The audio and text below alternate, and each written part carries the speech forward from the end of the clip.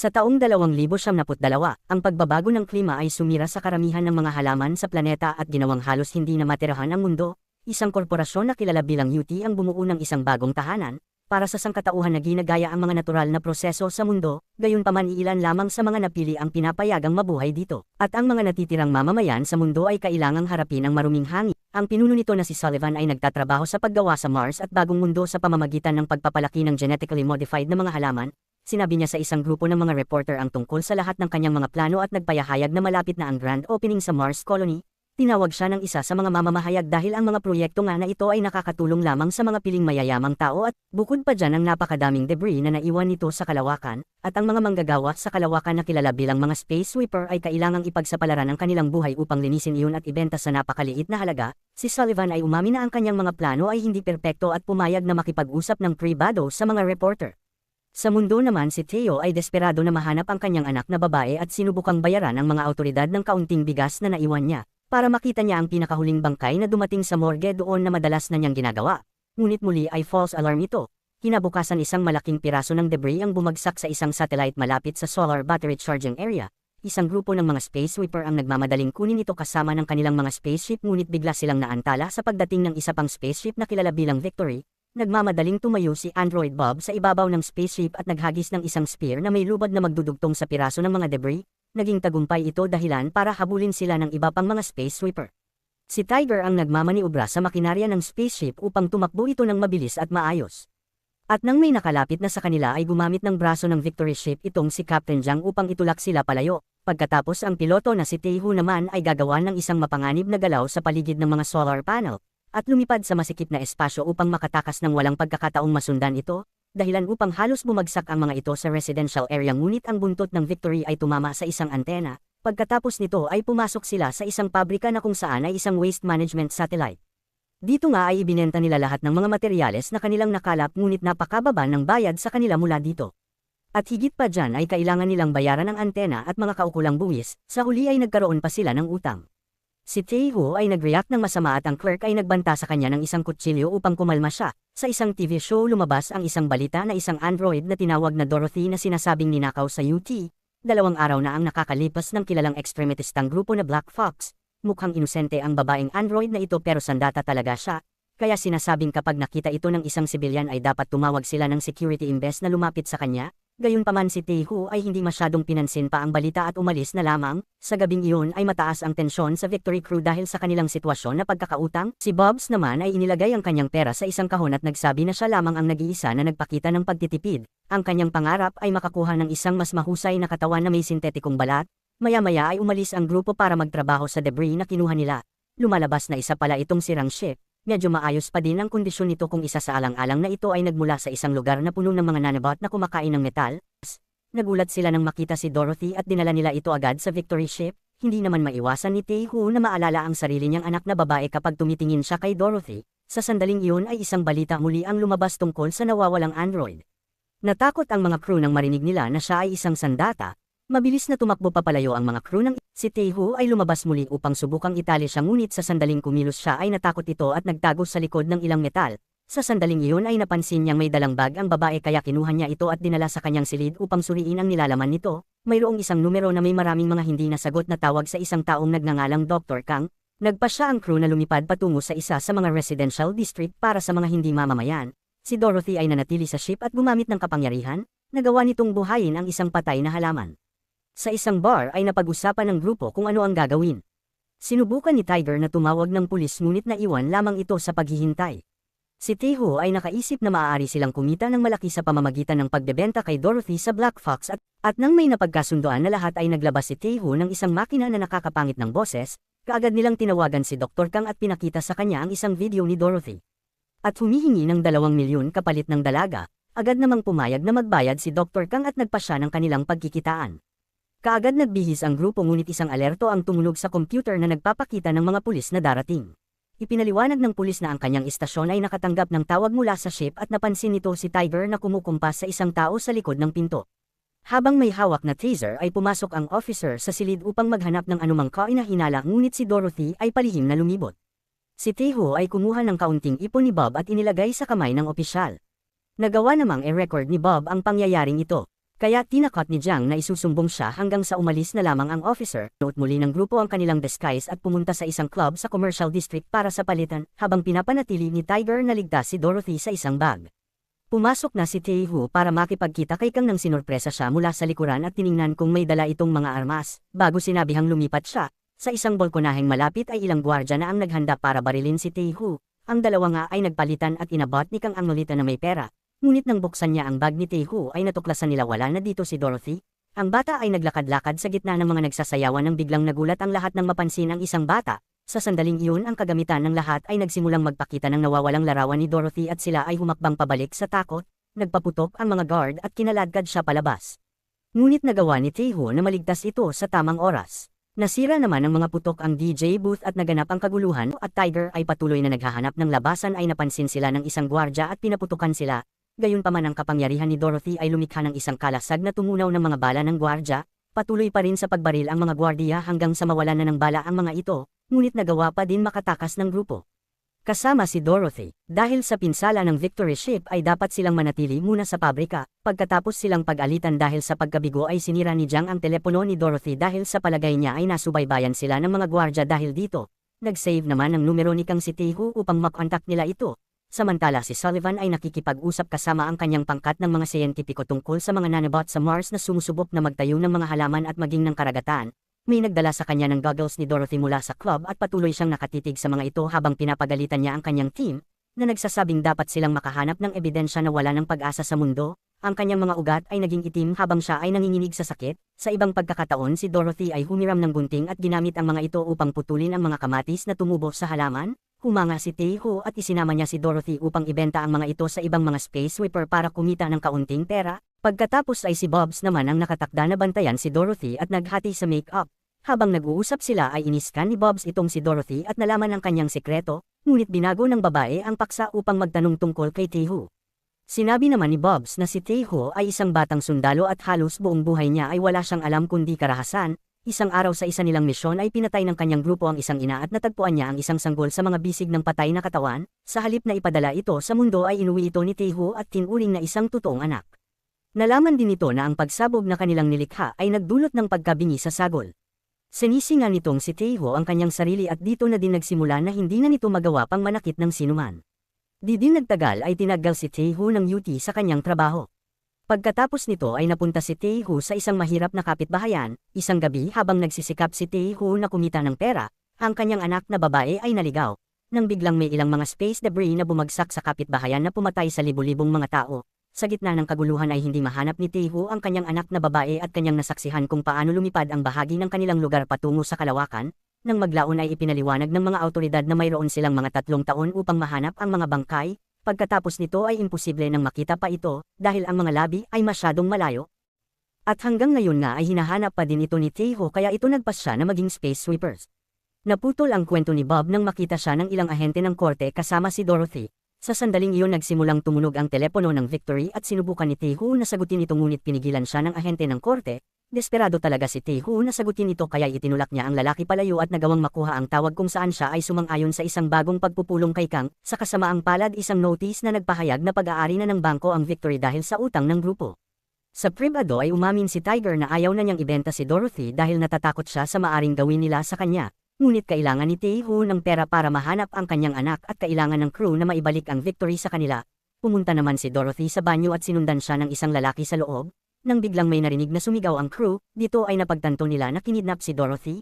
Agad naman siyang hinanap ng crew at biglang naalala ni Tiger ang lagusan kaya tumalon ito papunta dito upang mahanap ang lalaki na kumuha kay Dorothy. Isang habulan ang naganap. Nawala naman sa paningin ni Tiger ang dalawa, mabuti na lamang ay dumating sa tamang oras si Tae-hoo at nakuha si Dorothy mula sa kidnapper.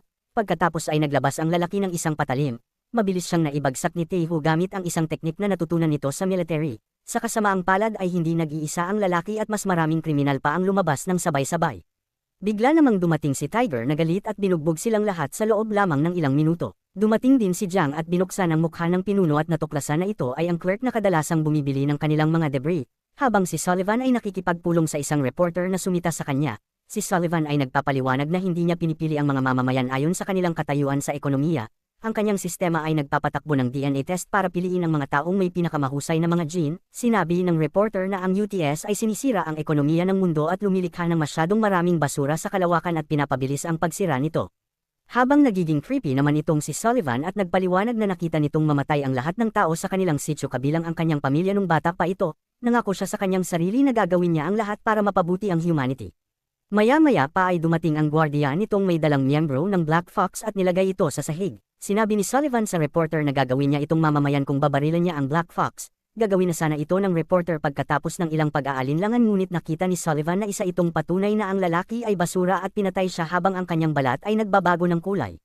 Sa kabilang banda naman ng Victory Crew ay hinarap ang mga kidnappers, habang si Dorothy ay nagmamadaling pumunta sa banyo tinuro naman ni Jiang na hindi tumatae ang mga robot kaya't sinabi nila na si Dorothy ay isang tao na kinumpirma naman ni Pub. Gumamit naman si Pub ng espesyal na ilaw para ipakita ang mga tato ng mga kidnapper na nagpapatunay na sila ay Black Fox. Ipinaliwanag ng grupo na ang mga Fox ay hindi mga terorista. Sinabi din nila na ang Black Fox ay isang environmental organization. Sinabi nila na si Dorothy ay pinanganak ng may sakit na sumisira sa nerves kaya ang ama nitong si Kang ay sinagsakan siya ng nanobots at muling nabuo ang mga nerves nito. At nagbigay din ng kapangyarihan kay Dorothy na bumuhay ng mga halaman kaya't maaari nitong buhayin muli ang mundo at hindi nakakailanganin pa ang plano ni Sullivan. Nang marinig ni Sullivan ang tungkol kay Dorothy, inutusan niya ang kanyang mga gwardiya upang patayin si Dorothy at mga siyentipiko na nagtatrabaho sa kanya pero hindi nila mapatay si Dorothy dahil ang tanging paraan lang para mapatay ang nanobots ay isang hydrogen bomb na makikita sa loob ng anti-gravity system ng mga pabrika kaya gusto ng mga sundalo na ilagay siya doon at pasabugan ito at bumagsak sa lupa, maging sanhi ng natural na mga sakuna at nuklear upang tuluyan ng wakasan ito. Sa madaling salita gusto ni Sullivan na linisin ang sangkatauhan, nang biglang nakarinig sila ng ilang putok ng baril at natuklasan ng mga sundalo at sakta ng sinumang taong nakikita nila. Tumakas naman ang mga Fox member sa backdoor habang si Jiang at Tiger ay normal na naglalakad sa mga corridors na nagpapanggap na sila ay mga random na manggagawa. Kinuha ni Taeho si Dorothy at tumakas sila sa butas ngunit si Dorothy ay bumahing at nakita sila ng isang sundalo. Dali-dali silang kumilos habang ang sundalo naman ay pinaputukan sila. Si Jiang ay lumikha ng isang distraction sa pamamagitan ng pag-activate ng Victory Ship. Nagawa naman nila Taeho na marating ang isang tulay at tumakbo habang umiiwas sila sa baril mula sa mga gwardya. Tinalon ni Taeho ang paalis na Victory Ship. Ngunit inabutan sila ng isa sa mga gwardiya at nagawang hilahin si Dorothy hanggang sa sila ay parehong bumagsak. Ang sundalo ay gumawa ng isang perpektong landing at naghahain ng batang babae ngunit naunahan ito ni Tiger. At nang makasakay na ang bawat isa ay lumipad na kaagad ang Victory Ship. Isang missile naman ang humabol sa kanila at sumabog malapit dito. Tumalsik Victory Ship at napunta sila sa napakadaming debris. Dito na nagsimulang masira ang Victory Ship at pinalibutan ng mga nanobots. Ginamit naman ni Dorothy ang kanyang kapangyarihan at mabilis na nag-alisan ang mga nanobots. Pagkatapos nito'y nahimatay naman itong si Dorothy. Napansin naman ni Taeho na tumigil ito sa paghinga kaya binigyan niya ito ng CPR. Nagulat ito nang biglang umutot si Dorothy at nagising na para bang walang nangyari. Nang makaalis nga sila sa mga debris ay isang balita ang kanilang nakita. Na isa na silang mga terorista at sinabing miyembro sila ng Black Fox. Tinuturo din sila na umatake sa isang club at sa pabrika. Sa kabilang banda naman si Sullivan ay dumaan sa isang medical treatment habang binabasa ang mga files ng Victory Crew. Si Jiang ay dating anhinyero ng UTS Genius Program at nakaimbento ng ilang mga importanteng makinarya. Umalis ito sa edad na 19 at tinatag ang anti-UTS. Sinubukan din nilang patayin si Sullivan ngunit nabigo sila at napatay ang lahat ng miyembro nito.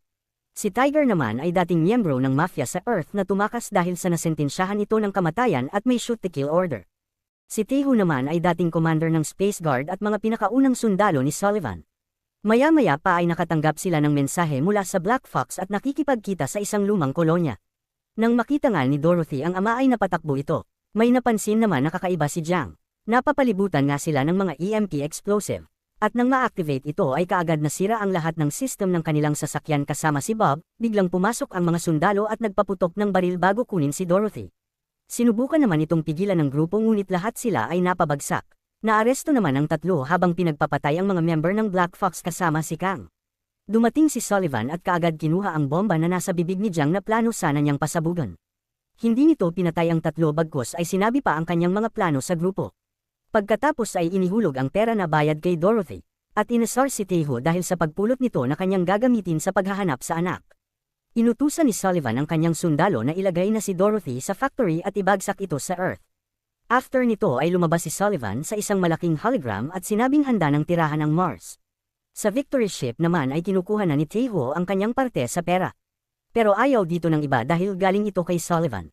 At gusto nilang iligtas si Dorothy kahit buhay pa nila ang kapalit. Habang nakatali si Dorothy sa hydrogen bomb ay nagbabayad si Taeho sa isang search company para hanapin ang kanyang anak. Tinitingnan naman ni Taeho ang dating gamit ng anak at may nakita itong sulat na gawa ng anak para sa kanya kahit madalas siyang lasing noon.